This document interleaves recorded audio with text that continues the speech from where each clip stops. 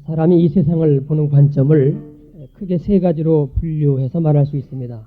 첫 번째로는 모든 것을 물질로 보는 견해입니다. 그래서 감정이나 정신이나 진리의 세계까지도 모든 물질적인 것으로 규정하려고 듭니다.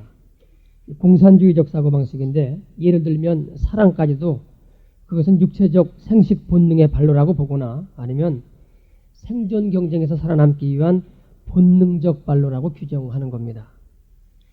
사람의 삶에 있어서 물질이 필요하고, 또 사람이 육체적인 본능을 분명히 갖고 있는 존재이긴 하지만, 이걸로 사람의 모든 걸 다 규정하려고 드는 것은 대단히 비인간적이고 비정상적인 것임에 틀림없습니다.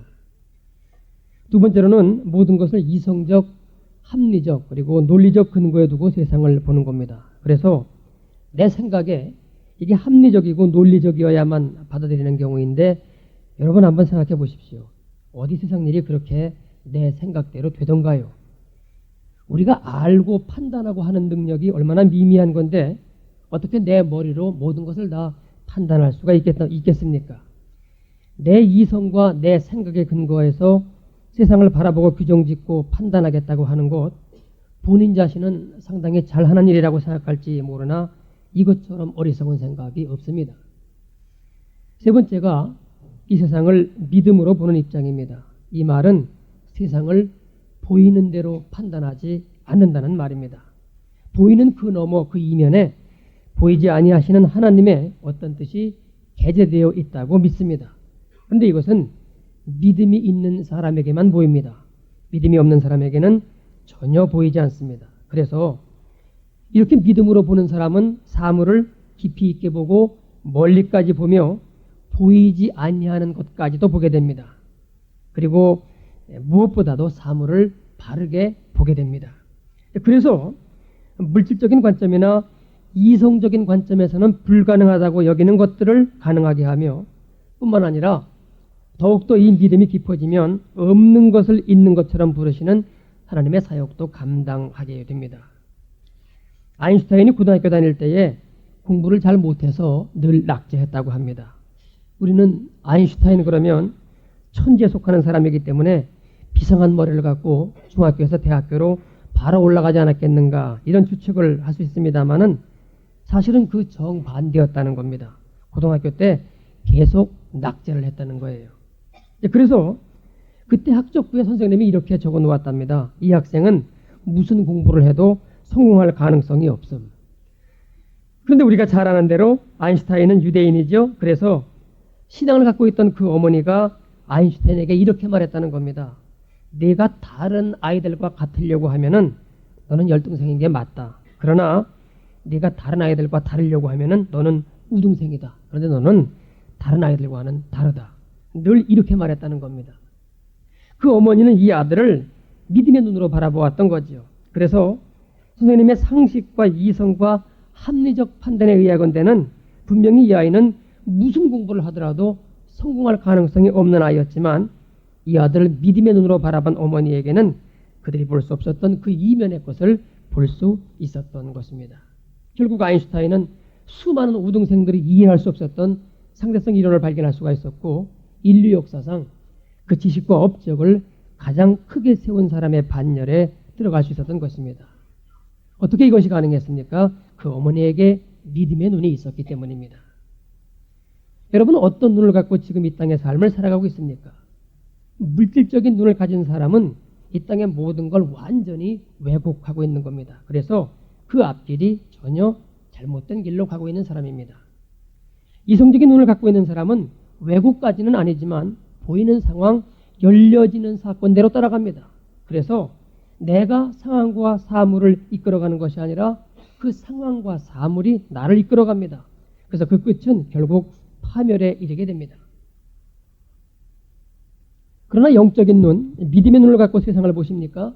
불가능한 일을 가능케 하며 하나님의 은혜를 입으면 없는 것처럼, 없는 것들을 있는 것처럼 부를 수 있는 하나님의 사역도 감당할 수가 있습니다. 우리말 속담에 콩 심은 데 콩 나고 팥 심은 데 팥 난다는 말이 있습니다. 그런가 하면 비슷한 뜻을 가진 한자 수어로는 사필규정이라는 말도 있고 인과응보라는 말도 있습니다. 그런데 오늘 본문 말씀은 사람이 무엇으로 심든지 그대로 거두리라 이렇게 말씀하고 있습니다. 여러분 오늘은 새해 첫 주일입니다. 여러분 이 새해에 무엇을 심으시렵니까? 무엇을 심든지 간에 그 심은 그대로 거두게 될 것이라고 오늘 본문 말씀은 분명하게 말씀하고 있습니다. 우선은 내가 심은 것 그 이상으로 많이 거두려고 하는 허황된 생각을 버리십시다. 좋지 않은 걸 심어놓고 좋은 것으로 거두려고 하는 마음도 버리십시다. 더더군다나 심지도 않고 거두려고 하는 패역한 생각도 버리십시다. 이 새해 여러분은 무엇을 심으시렵니까? 그런데 무엇을 심을 것이냐 하는 것을 논하기에 앞서서 먼저 생각해 볼 것이 있습니다. 그것은 우리의 마음밭이 건강하지 못하면 무엇을 심든지 간에 그것이 자라지 못하며 따라서 열매를 맺지 못한다는 사실입니다. 여러분 영양분이 전혀 없는 돌짝밭에 아무리 좋은 씨를 심은들 거기서 열매를 기대할 수 있겠습니까? 마찬가지입니다. 우리의 마음밭이 건강치 못하면 무슨 씨를 뿌려도 그것은 헛수고에 불과합니다. 그래서 무엇을 심을 것이냐 하는 것을 생각하기에 앞서서 먼저 우리들의 마음밭에 대해서 생각해 보고자 합니다. 먼저 자기 자신에 대해서 스스로 불행하다고 여기는 사람들이 있습니다. 그러나 그것은 자신이 행복하다고 하는 사실을 모르기 때문에 나타나는 현상입니다. 우리는 예전 일을 회상하면서 그때가 참 좋았는데 그런 말을 할 때가 있습니다. 그런데 여러분 그 내용들을 한번 가만히 생각해 보세요. 정말 그때가 좋아서 그렇게 말하는 경우가 얼마나 됩니까? 대부분의 어른들은 자라날 때 먹을 것이 없고 입을 것이 없었습니다. 학교에서 뭘 가져오려면 돈이 없어서 그걸 못해 갔던 것이 여러분 우리의 추억입니다. 그런데 옛날 일을 생각하면 다 그때가 좋았다고 생각을 합니다. 남자들은 군에 가서 실컷 고생을 하고 와서도 그때가 참 좋았다고 말합니다. 여러분 사실 좋은 것 하나도 없어요. 집 떠나서 고생이고 하기 싫은 일 해야 되고 고참 눈치 살펴야 되고 뭐가 좋습니까? 그런데 지내놓고 나니까 그때가 좋았다는 겁니다. 그러나 여러분 실제로 군에 있던 그 당시에는 그때가 좋았을 리가 전혀 없습니다. 이 국방부의 시계가 왜 이렇게 더디 가냐 하고 있을 때였습니다. 그런데 왜 지금은 그때가 좋았다고 말합니까? 여러분 지내놓고 보니까 그 일도 아름답다는 겁니다. 나이 든 어른의 입장에서 보면은 젊음 그 자체만으로 행복한 겁니다. 그런데 젊었을 때는 그걸 모릅니다. 젊고 힘이 있다면 뭐라도 못합니까? 노동판에 가서 노동을 하더라도 살아갈 수가 있는데 그런 생각은 하지 아니하고 환경이 남만 못하여서 나는 불행하다는 겁니다. 아닙니다. 젊은 사람은 젊음 그 자체로 이미 행복한 것이고 건강한 사람은 건강함 그 자체만으로도 이미 행복한 겁니다. 성공이냐 실패냐 이건 아무것도 아닙니다. 그런데 사람들이 이걸 모릅니다. 그러면서 자기는 불행하다고 여깁니다. 그렇다면 여러분 이런 사람에게 아무리 좋은 씨를 심는다 하더라도 거기에 좋고 실한 열매가 맺힐 수 있겠느냐 하는 말입니다. 두 번째로는 자기 자신을 무능하다고 생각하는 사람들입니다. 자신은 능력이 없다고 여깁니다. 그러나 이것은 자신이 갖고 있는 능력을 모르기 때문에 나오는 말입니다. 사람들이 때로 나는 그 일을 못한다고 말하는데 여러분 그렇다고 해서 그것 때문에 기죽을 일이 전혀 없습니다. 왜냐하면 그 일이 나와 상관없기 때문에 그 일을 못하는 것뿐이기 때문입니다. 예를 들어보죠. 음악을 잘 못한다고 해서 그 사람이 무능한 사람인가요? 대신 그는 운동을 잘하는데요. 운동을 잘 못한다고 해서 그 사람이 무능한 사람인가요? 대신 그는 그림을 잘 그리는데요. 그러니까 내가 그 일을 잘 못하기 때문에 나는 능력이 없다 이런 말은 맞지가 않는 겁니다. 단지 그 일이 나와 관련이 없는 일일 뿐입니다. 그러나 하나님은 모든 사람에게 그 사람과 관련이 있는 어떤 유능한 것을 주셨습니다. 그런데 왜 여러분이 무능하다고 합니까? 이것은 틀린 생각입니다. 세 번째로는 절망하는 사람들이 있습니다. 그런데 여러분 절망이 어디서부터 나오는 건지 아시나요? 절망은 자기 자신의 교만에서 나오는 겁니다. 즉 절망이란 이제까지의 삶을 자기의 능력으로 살아왔다고 여기기 때문에 그래서 절망하게 되는 겁니다. 이젠 자기의 능력이 없어졌다는 거지요. 그래서 절망하는 겁니다. 그래서 이 사람은 교만한 사람입니다. 그러나 여러분 한번 생각해 보세요. 이제까지 우리가 살아온 것이 하나님의 은혜로 살아온 거지 내 능력으로 살아왔습니까? 그런데 왜 절망한단 말입니까? 우리는 언제라도 내 능력으로 살아온 사람들이 아닙니다. 그저 하나님이 주시는 은혜로 살아온 사람들입니다. 그렇다면 뭐 한 가지 일이 또는 여러 가지 일이 잘못되었다고 해서 절망할 일이 전혀 없는 겁니다. 절망이란 곧 자신의 교만을 증명하는 사건이기 때문입니다. 이제 그래서 이 세 가지 잘못된 마음밭, 자기 자신에 대해서 스스로 불행하다고 여기는 마음, 자기 자신에 대해서 무능하다고 여기는 마음, 그리고 자기 자신에 대해 절망하는 마음, 이 세 가지 마음을 먼저 버려야 됩니다. 그래서 우리의 마음밭을 적어도 평상적인 마음은 만들어 놓아야 됩니다. 우리나라에도 힐튼 호텔이 있습니다마는 그 힐튼 호텔을 창업한 콜라드 힐튼이 이런 말을 했다고 합니다. 여기 $5짜리 평범한 세막대가 있습니다. 이걸 그냥 놓아두면 쓸모가 별로 없는 그야말로 $5짜리밖에 안 되는 세막대기일 뿐입니다. 그런데 이 세막대기로 말발북을 만들면 $10 50센트를 받을 수 있습니다. 만일에 바늘을 만들면 $3,250를 벌 수가 있습니다. 이렇게 말했다는 겁니다. 여러분, 아직도 원자재가 부족합니까? 아직도 우리에게 가능성이 없습니까? 아닙니다. 하나님은 우리들 각자에게 주신 것이 있습니다. 그것으로 충분합니다. 중요한 것은 하나님이 주신 그 나의 원자재를 내가 어떻게 활용하느냐의 문제입니다. 즉 무엇을 심어서 어떻게 가꿀 것이냐의 문제입니다. 이제 본문을 보시겠습니다. 7절입니다. 스스로 속이지 말라. 하나님은 만홀히 여김을 받지 아니하시나니 사람이 무엇으로 심든지 그대로 거두리라. 이 말씀은 분명히 사람이 무엇으로 심든지 그대로 거두리라고 하는 말씀이 결론입니다. 그런데 그 결론 앞에 하나의 조건이 붙어 있죠. 그것은 스스로 속이지 말라. 하나님은 만홀히 여김을 받지 아니하시나니라는 구절입니다. 그러면서 이에 대한 설명이 다시금 8절에 이어집니다. 자기의 육체를 위하여 심는 자는 육체로부터 썩어진 것을 거두고 성령을 위하여 심는 자는 성령으로부터 영생을 거두리라. 이제 그러면 오늘 본문의 내용은 이렇게 되는 거죠. 사람이 무엇으로 심든지 그 심은 대로 거두게 된다. 그런데 그 심는 것에 두 가지가 있다. 하나는 육체를 위해서 심는 것이고 또 한 가지는 성령을 위해서 심는 것이다. 그런데 육체를 위해서 심는 자는 그로부터 썩어진 것을 거두게 될 것이며 성령을 위하여 심는 자는 그로부터 영생을 거두게 될 것이다. 그런데 때로 실제로는 육체를 위하여 심으면서 성령을 위해서 심는 척하는 사람이 있다. 하나님이 그걸 무엇일 것 같으냐? 하나님은 만홀히 여김을 받지 아니하신다. 그러니 너 스스로 속이지 말라, 이런 뜻입니다. 그리고 여기에 한 말씀을 더 덧붙인다면 너 그렇게 하나님을 속이려 하다가는 큰 코 다친다. 그러니 거짓된 자세를 버리고 이제는 성령을 위해서 진실되게 심도록 하라, 이런 말이 되는 겁니다. 여러분, 진실로 진리 중에 진리는 심는 대로 거둔다고 하는 이 사실입니다. 심은 것 그대로 거둡니다. 그리고 심은 것만큼 거둡니다. 이것은 만고불변의 진리입니다. 첫 번째 것을 씨앗의 원리라고 이름 붙일 수 있겠습니다. 심은 씨앗 그대로 거둔다. 즉 콩 심은 데 콩 나고 팥 심은 데 팥 난다는 겁니다. 두 번째 것은 분량의 원리라고 말할 수 있겠습니다. 씨앗을 많이 뿌리면 많이 거두게 되고 적게 뿌리면 적게 거두게 될 것입니다. 그런데 여러분, 씨앗을 뿌리는 것만으로 다 되는 것은 아닙니다.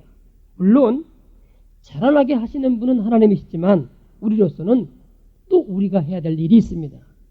그래서 그 첫 번째 것으로 정성의 원리를 꼽을 수 있습니다. 즉 내가 정성을 들여 가꾸는 것만큼 거둔다는 사실입니다. 어째서 자본주의는 잘 사는 부강한 나라를 이루는데 공산주의는 전부가 다 못 사는 겁니까? 바로 이 원리의 문제입니다. 여러분, 고르바초프가 구소련 체제를 붕괴시킨 이유를 어디에서 찾았는지 아십니까? 그가 젊었을 때 공산당원으로서 한 번은 차를 타고 가는데 그 앞에 감자를 실은 트럭이 가고 있었다는 겁니다. 그런데 가다 보니까 트럭 뒷문이 열려가지고 감자가 떨어지고 있는데 운전수가 그걸 모를 리가 없는데 그냥 가더라는 겁니다. 그래서 끝까지 따라가서는 그 운전수에게 물었다는 거죠. 너 감자 떨어지는 건 몰랐냐? 알았다. 그럼 왜 문을 닫지 않았느냐? 나는 이 감자를 이곳에 갖다 주는 게 나의 임무지 그게 몇 개인지는 내 책임이 아니다. 근데 내가 무엇하러 그 문을 닫느냐? 이 대답에 젊은 고르바초프가 충격을 받았다는 거 아닙니까? 그래서 그 이후로 공산주의 체제로는 안 되겠다고 생각하게 되었고 그것이 훗날 그가 권력을 잡았을 때에 소련의 공산주의 체제를 스스로 무너뜨리는 사건으로 비화됩니다. 공산주의가 못 살 수밖에 없는 이유는 농사든 무엇이든 일해보았자 내 것이 되는 게 아니니까 전혀 자기가 맡은 일에 정성을 쏟지 않아서입니다. 모름지기 정성을 들이지 않으면 아무리 좋은 씨를 뿌렸던 또 아무리 많이 뿌렸던 그것과 수확은 전혀 별개의 문제가 될 수 있음을 우리는 기억해야 됩니다. 두 번째로는 기다림의 원리입니다.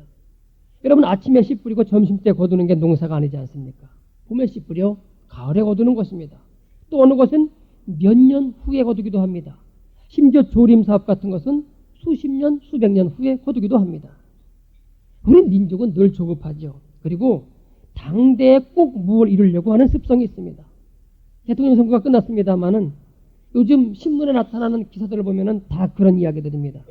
국가와 민족의 100년 대계를 보면서 자기의 임기 중에 어떤 중요한 일에 초성만 놓으려고 하지 않고 아예 그런 건 관심도 없이 당대에 무슨 보이는 사건을 연출하려고 하니까 문제라고 하는 겁니다. 그러니까 그럴듯하게 되는 것은 없이 모든 일이 늘 졸속으로 이어져서 결국은 다시 뜯어 고치는 일들이 빈번히 일어난다는 거지요. 기다림이 있어야 됩니다. 이제 그러면서 오늘 본문의 주제로 들어갑니다. 무엇을 심을 것이냐 하는 겁니다. 그러면서 오늘 본문이 말씀하고 있는 것은 외식과 가식으로 하지 말라는 겁니다. 하나님이 다 아시기 때문이라는 거죠. 여러분은 지금 이 본문을 대하면서 이제까지 무엇을 심어야겠다는 생각을 하셨나요? 눈에 보이는 어떤 것을 생각지 아니하셨는지요? 그러나 오늘의 본문이 말씀하고 있는 것은 그게 아닙니다. 육신적인 게 아니라 영적인 것을 심으라고 하는 말씀 가운데에 특별히 외식과 가식은 안 된다고 하고 계시니 오늘 본문 말씀은 무엇을 심든지 간에 거기에 정직으로 심으라고 말씀하고 계시는 겁니다. 그것도 사람 앞에서 정도의 수준이 아니라 하나님 앞에서의 정직을 말씀하고 있습니다. 제가 이번 선교지에 가서 아주 크게 은혜를 받고 왔습니다. 둘째 날에 6시간 버스를 타고 어느 시골에를 갔습니다. 의사와 간호원이 동행해서 그들이 의료 선교를 하면서 복음을 전하는 방법이었습니다. 많은 사람들이 왔고 그 가운데 복음을 듣기를 원하거나 또는 기도받기를 원하는 사람들이 저에게 보내졌는데 맨 마지막에 50대의 부인이 들어왔습니다. 그런데 그분이 제가 한국에서 온 목사임을 알고는 자신의 문제를 털어놓기 시작했는데 그 자세가 너무나 진솔했습니다. 이분이 예수를 알고 나는 너무 감사해서 스스로 전도하기 시작했는데 여러분 놀라지 마십시오. 무려 400명이 모이는 교회가 이루어졌답니다. 근데 그만 핍박이 임하에서는 다 흩어졌고 지금 100여 명만 남아있는데 목사님 우리 교회를 위해서 좀 기도해 주십시오. 그리고 우리 교회에 지도자가 올 수 있게끔 지도자를 보내주는 일을 위해서 기도해 주십시오. 이런 청이었습니다. 그때까지 왔던 모든 사람들이 자기의 병이나 아니면 자신의 어떤 문제를 제게 내놓고 기도를 청했었습니다. 그래 그 사람들의 이야기를 듣고 제가 성경 말씀에 근거해서 그가 바른 믿음을 가질 수 있도록 권면한 후에 기도를 해주었는데 이 여자분이 요청하는 기도 내용은 전혀 다른 차원이었습니다. 그리고 그 자세가 얼마나 진솔했던지 제가 그의 이야기를 들으면서 이렇게나 주님을 사랑하는 여인이 있구나 하는 생각에 감동이 되었습니다. 그분이 30대쯤 되어 보이는 며느리를 데리고 왔는데 실상 여기에 온 이유는 그 며느리 때문에 의사가 온다는 말을 듣고 데리고 왔던 터였습니다. 그런데 저를 보더니만 며느리 문제는 안중에도 없이 교회가 바로 세워지고 지도자가 있어야 됨을 지게 강조하면서 기도를 요청하였습니다. 그런데 제가 다 듣고 나서 알겠는데 당신을 위해서는 어떤 기도를 해줄까 이렇게 물었더니 나는 관계없습니다. 하나님의 교회만 든든하게 세면 그걸로 족합니다 하는 답이었습니다. 예수님이 백부장의 믿음을 보고 놀라듯 제가 이 여인의 그 순수하고 꾸밈없는 믿음에 놀랐습니다. 제가 다른 사람들에게 권면하였던 내용의 공통점은 그들이 너무 자기중심적인 요구를 하고 있었기 때문에 예수를 믿는다고 하는 것은 하나님이 그 일도 들어주시지만 그보다는 나를 그분께 드리는 것이다. 이런 권면을 했는데 이 여인에게는 그런 권면을 할 필요가 전혀 없었습니다. 그래서 제가 그 여인과의 긴 대화를 나눈 후에 이렇게 말했습니다. 당신의 마음이 너무나 귀하다. 하나님이 그 마음, 그 믿음을 받고 계시다. 핍박 때문에 낙심하거나 절망하지 말고 믿음을 굳게 지켜라. 하나님이 반드시 당신의 교회를 일으키실 것이다. 이제 내가 당신을 위해서 3가지 기도를 하마. 첫 번째로는 당신이 원하는 대로 당신이 섬기는 교회의 부흥과 또한 지도자를 보내주시기를 위해 기도하겠다. 두 번째로는 당신의 집안이 당신의 믿음으로 인해서 대대로 복을 받기를 위해서 기도하겠다. 세 번째로는 당신이 당신 자신을 위해서는 아무것도 구하지 않고 하나님과 그의 나라를 구했으니 이 땅의 것도 아울러 복 주시기를 위해 기도하겠다고 했습니다. 그리고 그 며느리에 대해서는 첫째로는 당신의 믿음이 이 며느리에게 그대로 옮겨지기를 위해서 기도하겠다. 두 번째로는 이 며느리가 아파서 이곳에 왔으니 이 연약한 부분을 위해서 기도하겠다. 그리고 기도를 시작했는데 기도하는 가운데 성령께서 제 마음을 감동하기 시작했습니다. 기도하는 가운데 제 마음이 안쓰러워지면서 울음이 터져나오기 시작했고 결국은 눈물 콧물 흘리며 그들 두 사람을 위해서 기도했습니다. 그 기도는 제가 하는 것이 아니라 성령께서 하시는 기도였습니다. 여러분, 하나님이 지금 우리 가운데 원하시는 것이 무엇입니까? 이 여자분의 바로 이런 자세입니다. 하나님 앞에 순수한 마음, 순전한 마음, 정직한 마음, 이것입니다. 기도하다 보니까 저만 울며 기도하는 것이 아니라 우리 권종교사님도 그리고 그들도 울며 기도했습니다. 기도가 다 끝나고 나서 이 여인이 영적으로 회복된 것을 느낄 수가 있었습니다. 그러면서 제 마음에 이 여인에게 주석 성경을 줘야 되겠다고 하는 감동이 와서 주석 성경을 찾았더니만 없다는 거예요. 그래서 주석 성경 이야기를 하다 보니까 주변에서 나도 하는 사람이 3사람이 나타났습니다. 알고 보니까 그들이 다 그 지역에 떨어져 있는 교회에 서로 자기들은 몰랐던 교회의 지도자들이었습니다. 그들은 그곳에 하도 이단들이 날뛰니까 처음 보는 제가 누구인지 알 수가 없으니까 신뢰를 못하고 있었는데 그만 그 기도 가운데 완전한 신뢰를 하게 되었고 그래서 아름다운 교제를 가질 수가 있었습니다. 그리고 마침 그 중에 한 분 남자 지도자가 그 여인의 교회를 돌보겠다고 하는 의견을 내보였습니다. 얼마나 감사한지요. 그리고 나니까 또 제게 주시는 감동이 이분의 재정 상황이 어떠한가 싶어서 알아보았더니 어려운 형편이었고 그래서 이곳은 제가 개인적으로 후원할 생각을 갖고 돌아왔습니다. 여러분, 하나님이 원하시는 것은 하나님 앞에 순수하고 순전한 마음, 정직한 마음입니다. 바로 그 마음에 성령께서 역사하시기 때문입니다. 인도의 성자 간디가 이런 말을 했다고 합니다. 내가 일평생 나라의 독립을 염원하며 독립운동을 하고 있지만은 내가 한 번 거짓말을 해서 이 나라가 독립된다 할지라도 나는 거짓말을 할 수 없노라. 왜냐하면 거짓말로 세워지는 나라는 반드시 무너지기 때문이다. 여러분, 이게 얼마나 무서운 말입니까? 여러분, 선한 거짓말도 거짓말입니다. 그리고 정확히 말하면 해도 괜찮은 선한 거짓말은 없습니다. 손해가 나고 어려움이 닥치더라도 진실을 말하고 사실을 말해야 됩니다. 그러면 그 사람이 당장은 손해를 보고 어려움을 당하겠지만 결국에 가서는 어떻게 되겠습니까? 이 사람은 신뢰할 수 있다. 이렇게 되는 겁니다. 반대로 거짓말하는 사람은 망해야 됩니다. 그래서 거짓을 심고 악을 심으면 반드시 망한다고 하는 것이 보여져야 됩니다. 그래서 사람들이 거짓말하는 이 악에서 벗어나도록 해야 됩니다. 그래서 심은 대로 거둔다는 오늘의 말씀이 증거되어야 합니다. 여러분, 야곱의 일생을 아시죠? 그는 형을 속여 팥죽 한 그릇으로 형의 장자권을 가로챘습니다. 그 다음에는 아버지를 속여서 기어이 형으로부터 속여 빼앗은 그 장자권의 축복을 자기 것으로 합니다. 자기 목적을 위해서는 아버지를 속이는 것도 문제가 되지 않는 사람입니다. 뿐만 아니라 네가 어떻게 오늘은 이렇게 사냥을 빨리 했느냐고 묻는 아버지의 물음에 아버지의 하나님 여호와께서 나로 하여금 짐승을 순적하게 만나도록 해주셨다고 해서 하나님의 이름까지 만홀히 여기며 망령태 일컫는 일도 서슴치를 않습니다.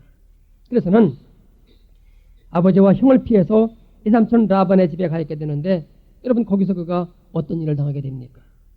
이삼촌의 딸 라헬을 사랑하게 됩니다. 그랬더니 이삼촌이 그걸 이용해서 라헬을 네 아내로 줄 터이니 7년간 무상으로 일하라고 합니다. 지금 그런 일이 있다면 요즘 청년들 모르면 몰라도 다 도망갈 겁니다. 근데 라헬을 무던히도 사랑했던 야곱은 그러마 하고 7년을 채웠는데 신혼 첫날 밤 어떤 일이 생기죠?